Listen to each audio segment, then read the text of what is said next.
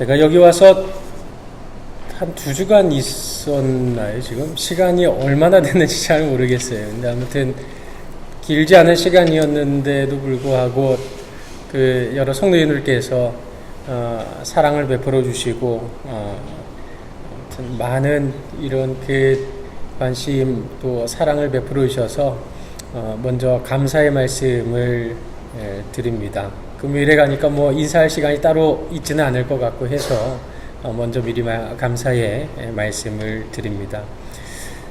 제가 여기 와서 설교를 할 때 한국에서 했던 설교 그냥 이렇게 좀 적용점을 바꿔서 해볼까 뭐 이런 생각을 좀 했었습니다. 그런데 이왕 왔고 또 저도 언젠가는 목회를 해야 되는 사람이니까 설교를 한번 새로 써보자. 일주일 동안 설교를 한 편 쓰고 내 일상생활도 하고 이게 얼마나 감당 가능한 일인가 한번 연습해보자 하는 이런 마음 가지고 설교를 일주일 이렇게 좀 준비를 해봤습니다. 준비를 하다가 내가 괜한 짓 했구나 하는 생각을 했습니다. 왜 그런지 아시겠지요? 설교 한 편 쓰는 게 이게 정말 쉬운 일이 아니더라고요. 일상생활을 하면서 그 안에서 설교 한 편 쓰는 거 이거 참 쉽지 않은 일인데 김동관 목사님께서 지금 수년째 이 일을 하고 계시다는 것, 제가 그래서 이 설교 일주일 한 편 준비하면서 김동관 목사님에 대해서 새롭게 보게 됐고 새로운 마음이 들었습니다. 정말 수년 동안 매주마다 설교를 준비한다는 게 정말 쉬운 일이 아니라는 걸 새삼 깨닫는 시간이 되었습니다. 세상의 여러 학문들을 보면 다 원래 목적은 사람 좀 이렇게 해보자고 있는 학문들입니다. 정치학은 왜 있을까요? 정치, 다스리는 거잖아요. 사람을 잘 다스리기 위한 겁니다. 경제학은 왜 있을까요? 잘 먹고 잘 살아보자고 있는 거거든요. 자연과학은 사람들이 어떻게 조금 더 잘 살게 할 수 있을까? 편하게 살 수 있을까? 뭐 이런 것들에 대해서 생각을 하는 학문입니다. 사람을 위한 학문인데 사람의 죄악이 어떻게 됩니까? 이 학문들의 본래의 목적들을 변질시키고 맙니다. 그래서 이 세상의 수많은 사람들 중에 가장 믿지 못할 사람들이 누구인가요? 정치하는 사람이 가장 못 믿을 사람이 되어버립니다.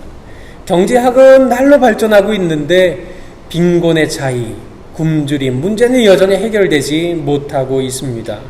자연과학은 또 어떻습니까? 하나님이 계시지 않다는 것, 이거 이렇게 밝혀서 불신앙의 마음을 더 갖도록 만드는 학문으로 오용되고 있습니다. 사람이 가지는 지혜의 한계라고 하는 게 바로 이런 것 같습니다. 인간의 지혜는 분명 우리 삶의 많은 부분에 풍요와 여유를 가져온 것은 확실합니다만은, 그러나 동시에 인간이 가지고 있는 지혜라고 하는 것은 부정적인 측면도 함께 발생시킨다는 것 또한 우리가 부인할 수 없는 사실입니다. 저는 이 시간에 세상의 지혜를 가질 필요가 없다 이렇게 말하고 싶은 마음은 추호도 없습니다. 다만 세상의 지혜, 인간의 지혜라고 하는 것은 분명한 양면성이 있다는 것, 한계가 있다는 것에 대해서 말씀드리고 싶을 따름입니다. 그렇다면 하나님이 우리에게 주시는 지혜라고 하는 것은 과연 어떻겠습니까? 오늘 본문에는 우리가 잘 아는 솔로몬이 하나님께로부터 지혜를 얻게 되는 장면이 기록되어 있습니다. 그가 받은 지혜는 과연 무엇입니까?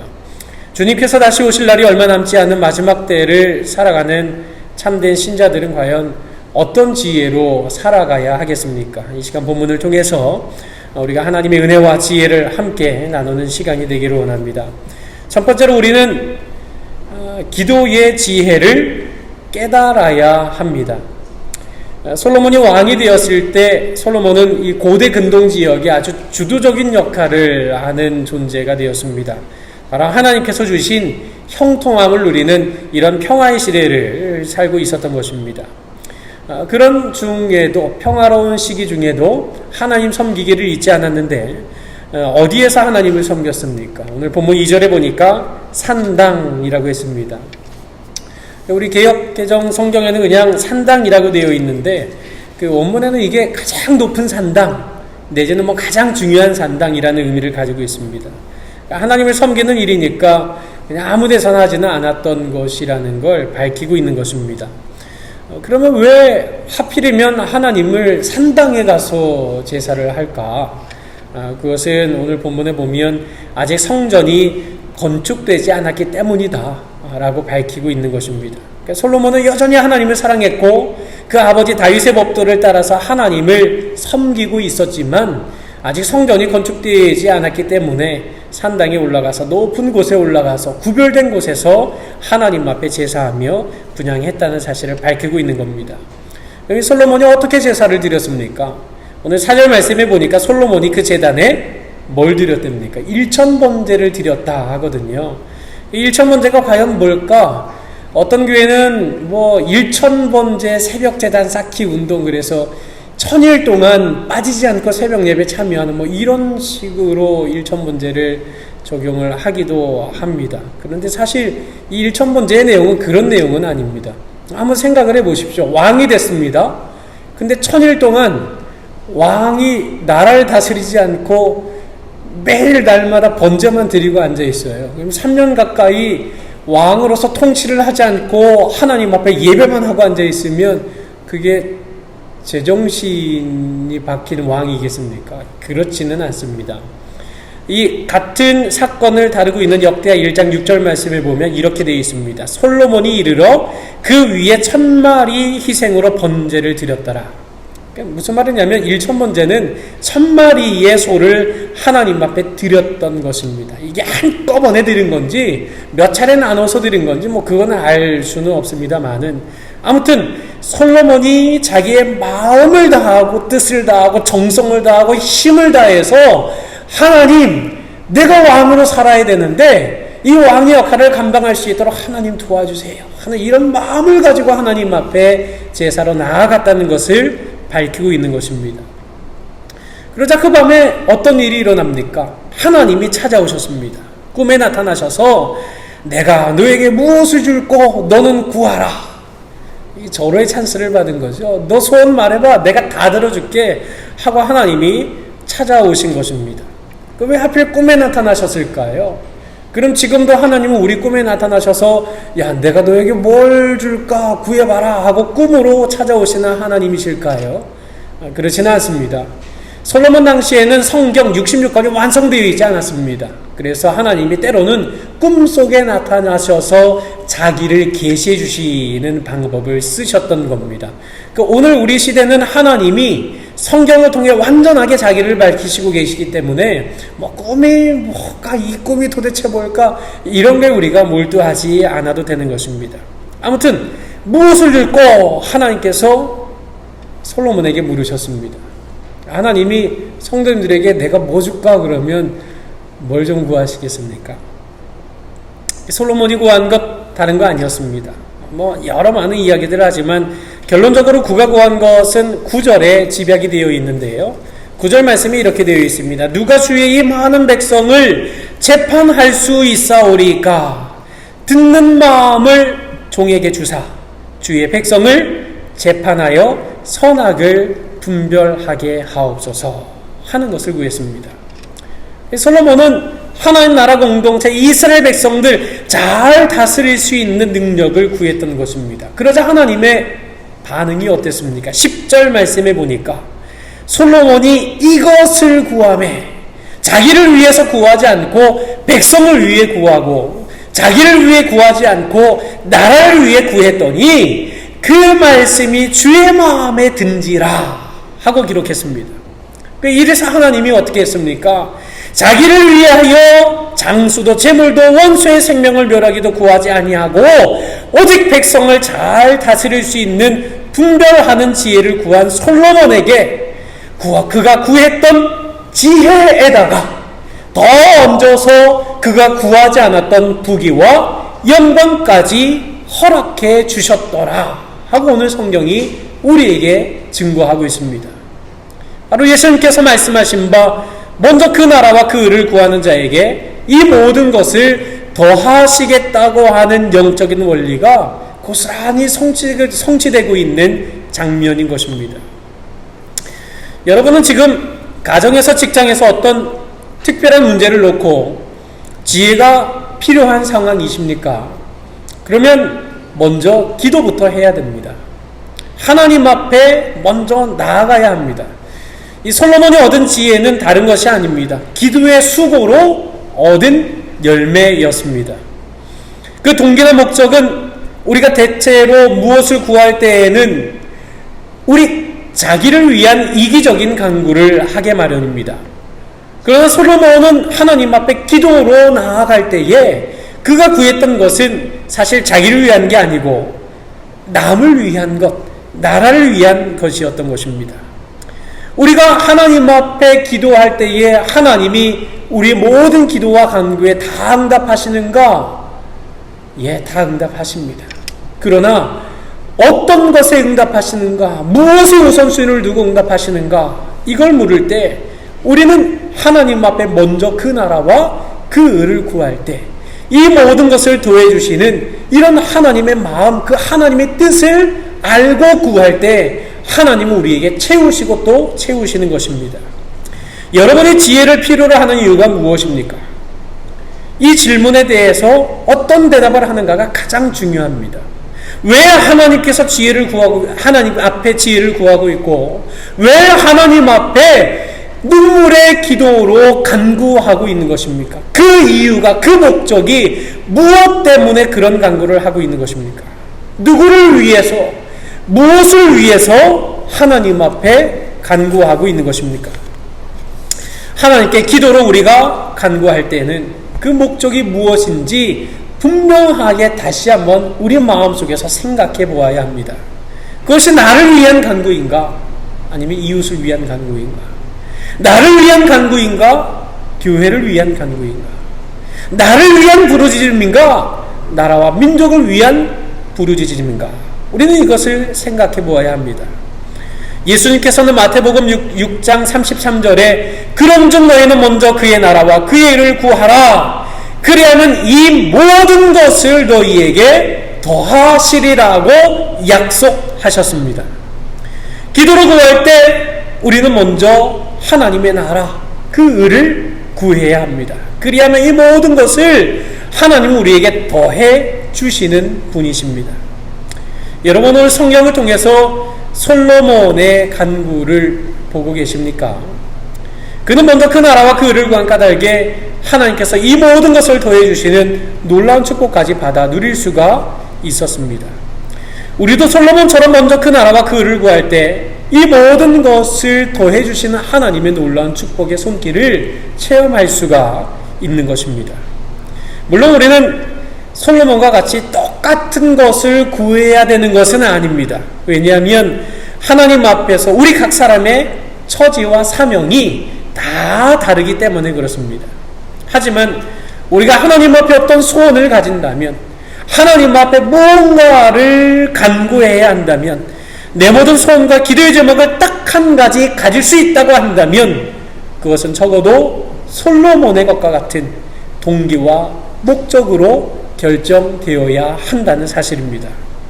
하나님의 일이 잘 되어야 되겠다는 바람, 하나님의 백성된 성도들 위하여 내 인생에 한번 바르게 쓰여봐야 되겠다고 하는 소원, 주님의 몸된 교회를 위해서 크고 힘있게 충성 좀 해보겠다고 하는 이 간구, 바로 이런 선한 욕심을 우리의 기도할 제목으로 삼는 지혜가 있어야 하는 것입니다. 그러므로 오직 먼저 그의 나라와 그의 일을 위하여 간구하는 것, 바로 이것이 자신의 평생 소원 한 가지를 찾고 작정하고 간구하며 추구해야 할 유일한 길인 것을 깨닫고, 그렇게 하나님께서 기뻐하실 목적을 세우고 기도하는 성도들이 되시기를 주님의 이름으로 간절히 바랍니다. 두 번째로, 참된 신자는 사랑의 지혜를 깨달아야 합니다. 솔로몬이 하나님께 지혜의 응답을 받은 후에 예루살렘에서 번제와 감사 제물을 드리고 모든 시다들을 위해서 기쁨의 잔치를 벌였습니다. 한번 상상해 보시기 바랍니다. 왕의 직분을 받고 이거 어떻게 감당할지 모르겠는데, 그래서 하나님만 붙잡았는데 하나님이 드디어 찾아오셔서 응답해 주셨습니다.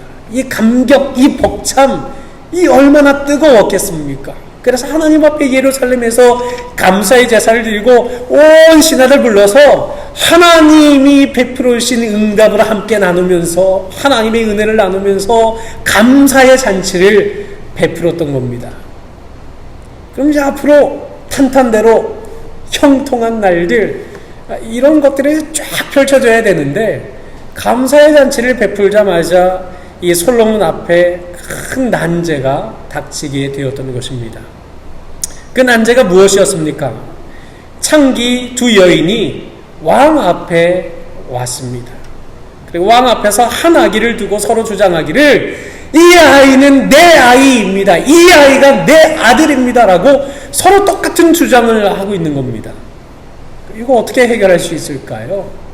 오늘 같으면 자, 머리카락 몇 가닥만 좀 뽑아봅시다 한 다음에 유전자 검사하면 끝나거든요. 근데 이때는 유전자 검사 이런 거 없잖아요. 이거 어떻게 해결하겠습니까? 당시 사법제도도 이렇게 딱히 확실하게 구축되어 있지는 않았습니다. 이 솔로몬 시대 당시에는 지역에서 일어나는 문제들은 그 지역의 장로들을 중심으로 이렇게 판결을 했는데요. 그 출애굽하던 과정에 모세 장인 이드로가 모세에게 찾아와서 이 송사하는 일을 위해서 왜 그거 당신 혼자 하고 있습니까? 10부장 세우고 50부장 세우고 100부장 세우고 1000부장을 세워서 밑에서 해결하지 못하는 건 위에서 정말 아무도 해결하지 못하는 건 그것만 당신이 해결하면 되지 않느냐 하고 이런 조언을 해주었습니다. 그래서 그 사법제도가 솔로몬 시대까지 어느 정도 형태를 유지하고 있었고, 그렇지만 따로 판결을 하기 위한 재판관이 따로 세워져 있지는, 사법기관이 따로 구성되어 있었던 이런 시대는 아니었습니다. 그래서 지역에서 다 해결되지 않는 것, 이게 안 되다 보니까 마침내 솔로몬 왕 앞에까지 그 문제가 올라오게 되었던 것입니다. 한 집에 사는 두 여인이 3일 간격으로 똑같이 아들을 낳았던 것입니다. 그런데 한 여인이 잠을 자다가 그만 이 아이 위에 엎드려 가지고 자는 까닭에 이 아이가 숨이 막혀서 질식사하고 말았던 겁니다. 일어나 보니까 아이가 죽어 있었던 거죠. 그래서 그 같은 집에 있었던 다른 여인의 아들하고 자기 아들을 바꿔치기 한 겁니다. 일어나 봤더니 아이 젖 먹이려고 보니까 애가 죽어 있는 겁니다. 이게 뭐지? 하고 봤더니 자기 아이가 아니었던 겁니다. 실제 갓난아이 보면 다 그 애가 그 애 같아요. 그런데 어머니는 이게 내 아들인지 아닌지 그거 다 구분할 수 있지 않았겠습니까? 그런데 이 문제를 그 누구도 해결할 수 없었습니다. 마침내 그 송사가 왕 앞에까지 이르게 되었고, 이제 가도 왕이 되었던 솔로몬은 이 상당히 부담스러운 문제 앞에 직면하게 되었던 겁니다. 또 많은 사람들이 저 솔로몬이 이제 왕이 됐는데 이 문제를 과연 어떻게 해결할까 하고 모두 다 관심을 집중하고 있는 문제가 되었던 것입니다. 양측의 말을 들은 솔로몬 왕은 아주 뜻밖의 판결을 했습니다. 칼을 가져오라. 도대체 왜 칼을 가져오라고 할까? 사람들이 온통 관심을 가졌습니다. 칼을 가지고 왔더니 이 왕의 명령이 그 칼 가지고 온 너, 이 앞에 있는 아이를 정확하게 반으로 나눠라. 정확하게 반을 갈라서 둘러 나눠서 하나는 저 여인, 다른 하나는 저 여인에게 나눠줘라 하고 이런 명령을 내렸던 것입니다. 생각해 보십시오. 그 아이가 무슨 죄가 있었을까요? 무슨 잘못을 지었기에 그 아이가 죽어야 할까요? 아무 죄가 없었습니다. 그런데 그만 그 두 여인의 울부짖음 앞에 이 아이의 생명은 그냥 죽음 앞에 노출되고 말았던 것입니다. 반으로 갈릴 위기에 처한 그 아이, 왕의 명령 받아서 칼을 들고 그 아이를 가르려고 하는 그 순간 어떤 일이 일어납니까? 26절 상반절을 한번 보시기 바랍니다.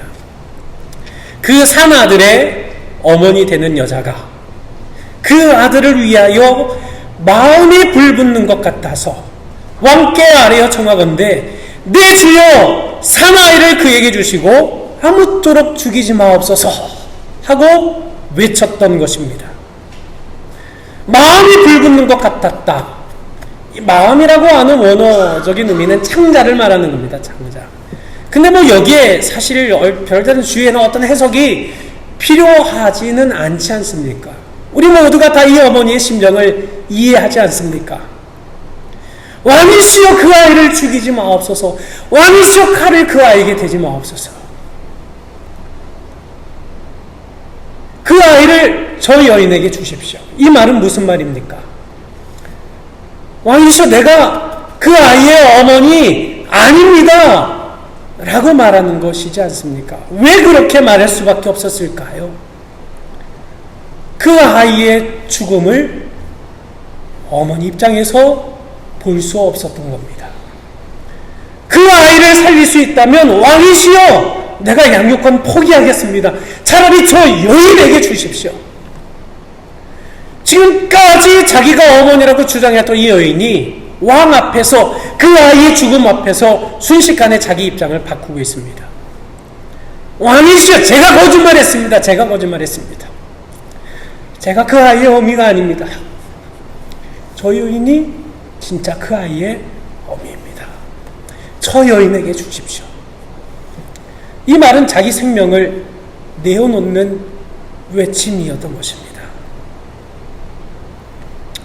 이 여인이 이렇게 외칠 수밖에 없었던 이유가 뭐였습니까? 그 아이를 향한 진실한 사랑의 마음 때문이었습니다. 그런데 다른 한편에 여인은 뭐라고 말합니까? 야, 왕이 얼마나 지혜롭게 판단을 하셨어? 내 것도 되게 하지 말고 네 것도 되게 하지 말고 왕의 명령 그대로 나눠버리자. 이 일로 마침표 찍자. 왜요? 그 아이 없어지면 지금까지 거짓말했던 자기의 죄는 완전 범죄가 될 수 있었기 때문입니다. 솔로몬의 최종 판결이 무엇이었습니까? 사마이를 자기 아들 아니라고 하는 저 여인에게 주라. 저가 그의 어머니니라. 솔로몬은 하나님이 주신 지혜로 판결을 했습니다. 그 하나님의 지혜로 깨달았던 것이 무엇이었습니까? 솔로몬이 하나님이 주신 지혜로 깨달았던 것, 사랑이 무엇인가를 깨달았던 것입니다. 솔로몬이 깨달은 사랑의 지혜라고 하는 게 과연 무엇입니까? 참된 사랑에는 반드시 희생이 따른다는 사실입니다. 다시 말해서 희생이 없는 사랑, 그거 진짜 사랑 아니라는 말입니다. 어제 식사를 하던 중에 집사님 한 분께서 백인들 이게 참 뭐 이러면서 뭐 둘이 있을 때는 뭐 하니 그러고 뭐 친한 척을 하다가 사람들 앞에서는 너 누구냐고 싹 그냥 얼굴 바꾸고 간다고. 하니 그러게 진짜 사랑 아니었던 거죠. 한국에 물건 파는 데 가면 호객행위 엄청 하거든요. 저 지나가는데 이모뻘 되는 분이 아이고 오빠 하면서 뭐 여기 들어와서 한번 보라고 막 이러는데 이모뻘 되는 분이 저한테 오빠라고 아유 이거 그냥 뭐 손발이 오그라들어요. 근데 그런 관심이 진짜 사랑이겠습니까? 아니요. 자기 이익을 위한 사랑을 가장하는 모습일 뿐인 것입니다. 어렸을 때 통닭, 지금 뭐 치킨 맛있는 거 굉장히 많지 않습니까? 근데 옛날에는 통닭 이렇게 막 토막토막 내가지고 이렇게 양념해가지고 이렇게 튀겨서 집에 가져가서 먹곤 했었는데 통닭 한 마리 먹으면 저희 형님하고 좋아하고 아주 맛있게 먹는데 저희 어머니는 늘 드시지 않으세요. 살 발라먹고 나면 그 외 뼈에 붙어있는 이런 남은 살들 발라드시고 그 외 다리 같은 거 보면 이렇게 뼈를 아작 씹으면 그 안에 왜 시커멓게 뭐 골이라고 있잖아요. 그런 거 드시는 거예요. 그 어머니 살 좀 드시라고, 이것 좀 드시라고. 아니야. 그 엄마는 이것저것 먹어서 배불러. 그리고 또 여기에 진짜 영양이 다 있는 거야. 아, 그럼 그거 주세요. 제가 그거 먹을게. 어머니 살 드세요. 그게 또 그러실 리가 없죠. 그거 안 드시고 싶으셨겠습니까? 그런데 왜 안 드실까요? 진짜 사랑하기 때문이거든요. 아, 죄송합니다. 이렇게 울려고 하는 게 아닌데 이게 참 자꾸 눈물이 납니다. 왜 어머니의 사랑이 그처럼 위대한 사랑이 될 수밖에 없는 겁니까? 왜 어머니 사랑은 그처럼 우리가 잊을 수 없는 사랑이 되는 것이겠습니까? 진짜이기 때문에 그렇습니다. 그게 왜 진짜 사랑입니까? 희생이 따라오기 때문에 진짜 사랑입니다. 무엇이 참된 사랑입니까? 우리가 알고 있는 사랑 중에 최고의 완전한 사랑이라고 하면 그것이 어떤 사랑이겠습니까? 최고의 사랑은 바로 죽을 수밖에 없는 나 같은 죄인을 위해서 자기의 독생자이신 그 아들까지 희생시키신 그 하나님의 사랑이야말로 우리가 보고 우리가 누리고 우리가 느낄 수 있는, 우리가 체험할 수 있는 우리에게 주어진 최고의 사랑입니다.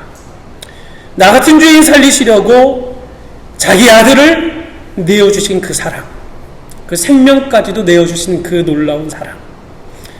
의인을 위해서라도 죽을 사람은 거의 없습니다. 선한 사람을 위해서라도 감히 죽을 사람은 드뭅니다.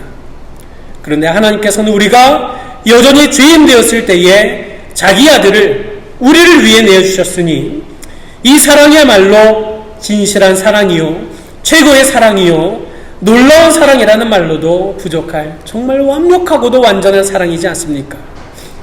오늘 우리가 왜 이 교회 안에 모여 있습니까? 우리는 무엇 때문에 여기 있는 것입니까? 무엇 때문에 하루하루를 살고 있는 것입니까? 우리는 사도 바울의 고백에 귀를 기울여야 합니다. 내가 그리스도와 함께 십자가에 못 박혔나니 그런즉 이제는 내가 사는 것이 아니요 오직 내 안에 그리스도께서 사시는 것이라. 이제 내가 육체 가운데 사는 것은 나를 사랑하사 나를 위하여 자기 자신을 버리신 하나님의 아들을 믿는 믿음 안에서 사는 것이라. 이 놀라운 사랑의 지혜를 깨달은 자는 나 같은 죄인을 위해서 베풀어 주신 그 사랑에 감격하고 감사해서 이제는 그 주님을 위해서, 이제는 그 하나님을 위해서 살아야 마땅한 것이지 않겠습니까? 저희 어머니께서 작년에 혈액암으로 진단을 받으셨습니다.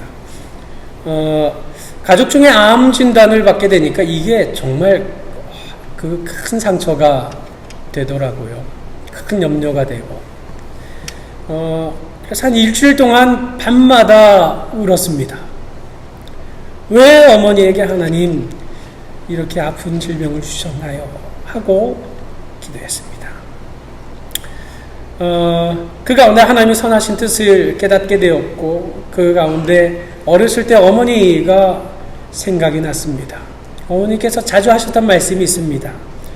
어릴 때 저희 가정의 형편이 좋지는 않았는데 어머니께서 늘 하시는 말씀, 윤서가 하고 싶은 거 있으면 다 해. 엄마가 달러 빚을 져서라도 너 하고 싶은 거 다 시켜줄 테니까 하고 싶은 거 있으면 다 해. 달러 빚이 혹시 뭔지 아세요? 전 지금까지 그게 뭔지 모르겠어요. 근데 아마 생각해보면 뭐 사채 뭐 이런 걸 말하는 게 아닐까? 혹시 뭐 이렇게 이자율이 센 이제 뭐 그런 것을 말하는 게 아닐까 하고 뭐 짐작은 하는데 뭐 아직도 거기에 대해서는 제가 여쭤보지는 못했습니다. 어릴 때 어머니께서 하셨던 그 말씀 생각나면서 하나님 앞에 기도하는 중에 일기장에 이렇게 썼습니다. 어머니 힘내세요. 어렸을 때 달러빚 내서라도 저를 가르치시겠다고 말씀하셨던 어머니. 이제는 제가 달러빚을 내서라도 어머니 병 고쳐드릴게요. 하고 일기를 썼던 적이 있습니다. 진정한 사랑을 깨달았으면 그 사랑 때문에 살아가는 것, 이게 당연한 이치이지 않겠습니까? 오늘 하나님 나라를 위해서 무엇을 희생하면서 살고 계십니까? 오늘 이 교회를 위해서 나는 무엇을 희생하고 있나? 한번 진지하게 우리는 생각해 봐야 합니다. 진짜 사랑에는 반드시 희생이 따르기 때문에 그런 것입니다. 그러므로 하나님의 진실하신 그 사랑을 온전히 깨닫고 나 같은 죄인을 진실로 사랑하신 그 사실 때문에 더욱 주를 위해서, 더욱 이 교회를 위해서 힘있게 살아내는 우리 모든 성도님들이 되시기를 주님의 이름으로 간절히 바랍니다. 필라의 성도 여러분, 어떤 꿈과 소원을 하나님 앞에 두고 살아가고 계십니까? 일확천금을 바라십니까? 벼락부자? 아니면 무병장수 이런 거 바라십니까? 우리는 무엇보다도 먼저 그 나라와 그 의를 구하는 자에게 응답해 주시리라고 말씀하시는 그 하나님을 믿고 간구할 줄 알아야 합니다. 내 것이 아니라 하나님을 위해서 간구해야 합니다.